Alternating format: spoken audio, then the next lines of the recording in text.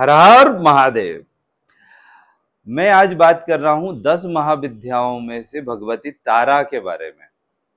तारा दूसरे नंबर की शक्ति है, भगवती काली के बाद भगवती तारा। तारा समृद्धि देती है, वाक शक्ति भी देती है। फिर हम बात करेंगे नील सरस्वती के बारे में, जो उच्चिष्ट गणेश के साथ उनकी बाई जंघा पे बैठी हुई है, माँ नील सरस्वती। और इसके बाद हम बात करेंगे पद्मावती देवी। ये जैन धर्मावलंबियों में पद्मावती देवी धन के लिए सबसे ज्यादा पूजी जाती है। अच्छा, हम माँ लक्ष्मी के बारे में भी आज बात करेंगे। कुल मिला के आज हम धन के बारे में बात करने वाले, क्योंकि एक विशेष योग और विशेष समय अभी है। एक ऐसा समय, एक ऐसा काल जो साल में 2-4 बार आ ही जाता है, और उस समय अगर हम साधना करें तो 30 मिनट की साधना 10 सेकंड में हो जाती है, ऐसा हमारे शास्त्रों में कहा गया है। और 11 दिन की साधना 1 घंटे में हो जाती है।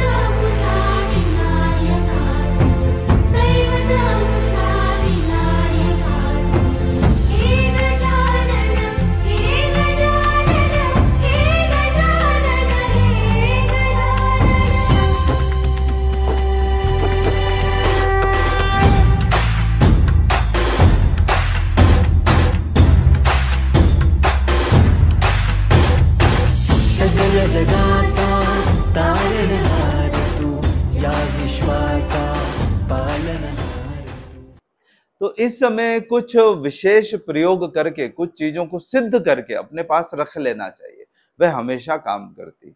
देखो, एक सफेद कागज लेना, उस पे एक स्त्रोत है लक्ष्मी जी का शास्त्रोक्त, वो मैं नीचे आपको डिस्क्रिप्शन में दे दूंगा।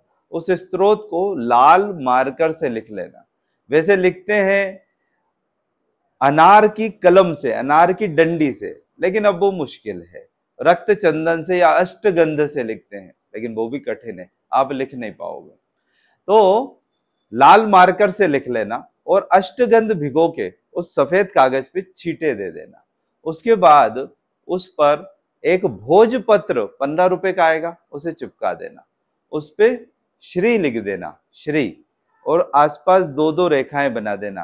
पहले 2 रेखाएं, फिर श्री, फिर बाद में 2 रेखाएं, ऐसे मध्य में वो भोजपत्र चिपका देना।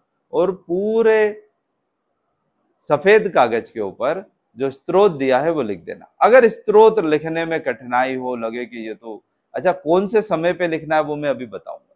तो अगर वो लिखने में कठिनाई हो रही हो तो गूगल पे सर्च करना माँ लक्ष्मी के 108 नाम, हाँ, और वो लिख लेना। ये कागज सिद्ध हो जाने वाला है। जिस समय अवधि में ये लिखा जाएगा, उस समय अवधि में अगर लिख लिया तो ये कागज हमेशा के लिए सिद्ध हो जाएगा। इसे रोल करके अपने व्यापार स्थान पे या धन के स्थान पे रख लेना। ये आपको हमेशा धन को खींचने के काम आएगा, चुंबक की तरह काम करेगा। देखो, माँ नील सरस्वती, माँ तारा और माँ पद्मावती एक ही है। माँ नील सरस्वती जो उच्चिष्ट गणेश के साथ विराजित है, जिनकी अभी हमने साधना करी 100 दिन की, और उसके बाद बहुत अच्छा शिविर करा, अनुष्ठान करा, वो माँ नील सरस्वती हवन से उत्पन्न हुई थी और माँ भगवती तारा से ही निवेदन किया गया था। उन्होंने ही माँ नील सरस्वती का स्वरूप धारण करके अवतार लिया था। जैन धर्म में हर तीर्थंकर के साथ एक देवी है। 24 तीर्थंकर, 24 देवियां, इन्हें शासन देवी कहते हैं। तो 23वें तीर्थंकर पार्श्वनाथ भगवान की शासन देवी है माँ पद्मावती। पद्मावती देवी को धन के लिए ही पूजा जाता है। पद्मावती देवी को बहुत सारे धर्म ग्रंथों में बताया गया है कि ये माँ तारा का ही रूप है, माँ तारा का ही रूप है। एक स्त्रोत है भैरव पद्मावती कल्प स्त्रोत। ये भैरव पद्मावती कल्प स्त्रोत जो है उसमें भी ये बताया गया है कि माँ तारा का ही स्वरूप है माँ पद्मावती। और एक बहुत अच्छी किताब है जो आपको पीडीएफ भी मिल जाएगी उसकी, तंत्र के दिव्य प्रयोग, उसमें पेज नंबर 30-31 पे ये पूरा प्रयोग है। तो ये समझो भगवती तारा की आराधना ही माँ पद्मावती की आराधना है और माँ नील सरस्वती की भी आराधना है। ठीक, अब विधि क्या है, समय काल क्या है? विधि है रात्रि को करना है, पहले तो ये समझ लो 9 बजे से 1 बजे के बीच में। कब करना है वो अभी बता दूंगा। काला आसन या लाल आसन ऊन का होना चाहिए। ठीक, कंबल, काली कंबल जो हम ओढ़ते हैं उसका भी उपयोग कर सकते हैं, उसे स्वच्छ साफ करके उसे बिछा के बैठ जाना। उत्तर दिशा में मुख होना चाहिए। सबसे पहले गणेश जी का मंत्र जाप करना है, गम गणपतये नमः 5 माला करनी है। उसके बाद ओम नमः शिवाय 5 माला करनी है। फिर अपने गुरु की छवि को ध्यान करना है, यानी गुरु को ध्यान करना आंख बंद करके। ओम ह्रीम गुरुवे नमः, इसकी 5 माला करनी है। उनसे अनुमति और आशीर्वाद लेना है तीनों से, गणेश जी, शिव जी से और गुरु से, मन ही मन, कि मुझे आज का जो अनुष्ठान है वो पूर्ण हो और उसका पूर्ण फल प्राप्त हो, इस आशीर्वाद प्रदान करें। हाथ में अक्षत लेना, जल लेना, पुष्प रखना और कुछ व्यवस्था हो सके कनेर के फूलों की तो व्यवस्था कर लेना भगवती को चढ़ाने के लिए। संकल्प लेना और संकल्प में सरल शब्दों में, कोई तिथि बार ये कुछ नहीं, सिर्फ सरल शब्दों में कहना, हे भगवती तारा, मैं आपके मंत्रों का जाप जो कर रहा हूं उसके फल स्वरूप मुझे कर्ज से मुक्ति प्रदान करें। और ये छोड़ देना एक कटोरी में। 1 लोटा जल वहां पर रख लेना अपने साथ ताम्रपत्र में। थोड़ी सी मिठाई रख लेना भगवती को चढ़ाने के लिए। एक खाली कटोरी भी रख लेना, उसमें जल पिलाने के लिए उन्हें पूरे अनुष्ठान के बाद। कितनी बार जल पिलाना है? 3 बार भगवती तारा को, उनका मंत्र पढ़ के, मंत्र अभी बता रहा हूं। और बाकी बचा हुआ लोटे का जल स्वयं पी लेना है उन्हें पिलाने के बाद। मिठाई का भोग लगाने के बाद जल पिलाते हैं, ध्यान रखना। जब आसन से उठो तो आसन के नीचे जल छोड़ते हैं और उस जल को दोनों नेत्रों से लगाते हैं और बोलते हैं ओम इंद्राय नमः, ओम शक्राय नमः, ऐसा 3 बार बोल लेना। अच्छा, कुछ बात अगर मुझसे छूट गई होगी अभी बताने में तो मैं नीचे डिस्क्रिप्शन में लिख दूंगा। अब 2 मंत्र हैं, भगवती तारा के ही हैं, लेकिन एक है सिर्फ कर्ज से मुक्ति, सिर्फ कर्ज से मुक्ति, और दूसरी भय और कर्ज से मुक्ति।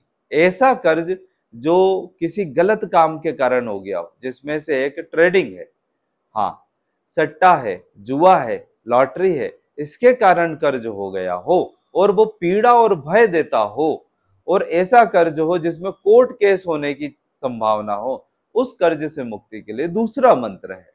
दूसरा मंत्र थोड़ा सा बड़ा है तो मैं बताता हूं। एम ओम ह्रीम तारा महाविद्या क्रीम हुम फट। इससे वाणी भी सिद्ध होती है। मंत्र की संख्या कितनी करनी है?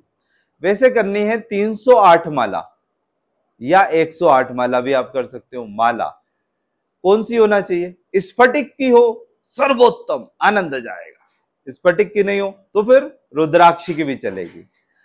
रुद्राक्ष की छोटी दाने की, बड़े दाने की, अब ये सब प्रश्न की जरूरत नहीं, रुद्राक्ष मतलब रुद्राक्ष। दूसरा मंत्र क्या है जो सिर्फ कर्ज से मुक्त कराएगा? ओम ह्रीम स्त्रीम हुम फट। ओम ह्रीम स्त्रीम हुम फट, ओम ह्रीम स्त्रीम हुम फट। तो इसका भी विधान वो का वही है, बस मंत्र बदलना है। ठीक, अब जब माला हो जाए, संख्या हो जाए, उसके बाद क्या करना है? भगवती की आरती करना है दीपक से, कपूर से, उन्हें प्रसाद चढ़ाना है और जल चढ़ा देना है खाली कटोरी में 3 बार, बाकी जल पी लेना है। ठीक, सुबह प्रसाद ग्रहण कर लेना है। अगर इसका यंत्र बनाया जाता, तारा यंत्र, तो वो चांदी पे बनता है, चांदी के पतरे पे, तो अभी उसका समय नहीं अपने पास बनाने का, है ना। और जब मंत्र ही सिद्ध कर लिया तो अभी यंत्र सिद्ध करके क्या करेंगे। और लक्ष्मी यंत्र तो मैंने आपको बता ही दिया, उसे आप कर ही लोगे। समय अवधि क्या होगी, देखो साल में 2-4 बार चंद्र ग्रहण पड़ता है, तो अभी जो है वो 9:58 रात्रि से 1:26 तक आप ये मंत्र जाप करो, यानी रात को लगभग 10 बजे से 1:26 तक, 1:30 बजे तक ये आप जाप करो। ये एक चंद्र ग्रहण में, ये शास्त्रोक्त है, आप गूगल भी कर लेना चाहो तो। चंद्र ग्रहण में ये होता है कि अगर सामान्यतः हम 1000 जाप करें, यानी कि 10 माला करें, और एक माला होने में 3 मिनट तो लगी जाती है, इतना छोटा मंत्र हो तब, तो 3 मिनट में एक माला, तो 10 माला 30 मिनट में, 10 माला 30 मिनट में। तो ये 30 मिनट में अपन ने जो संख्या करी, उसकी जगह सिर्फ एक बार ही आप उस मंत्र का उच्चारण कर दो, तो उतना ही पुण्य मिल जाता है ग्रहण काल में। हाँ, ऐसे ही 11 दिन तक जो साधना करो, उसका पुण्य 1 घंटे अगर ग्रहण काल में जाप कर लिया तो मिल जाता है। ये एकांत कमरे में साधना करना चाहिए, ग्रहण काल में उपद्रव नहीं करना चाहिए, शांत बैठना चाहिए। तो हमें घूमना फिरना नहीं है, मंदिर तो जाना ही नहीं है, देवालय तो वैसे भी बंद रहेंगे, ठीक। तो बंद कमरे में ये साधना करनी है। तो ग्रहण काल का ये महत्व है, इसका फायदा उठा लो। अगर ये वीडियो आप ग्रहण काल के बाद देखोगे तो कोई बात नहीं, पूर्णिमा से चालू करके 11 दिन तक प्रत्येक रात्रि को यह अनुष्ठान करना और इसी क्रम से पूजा करना। फिर से वीडियो सुन लो, अगर कुछ छूट गया हो तो डिस्क्रिप्शन भी पढ़ लो, अगर मुझसे कुछ छूट गया हो तो मैं वहां बता दूंगा। चलिए फिर मिलते हैं। हर हर महादेव।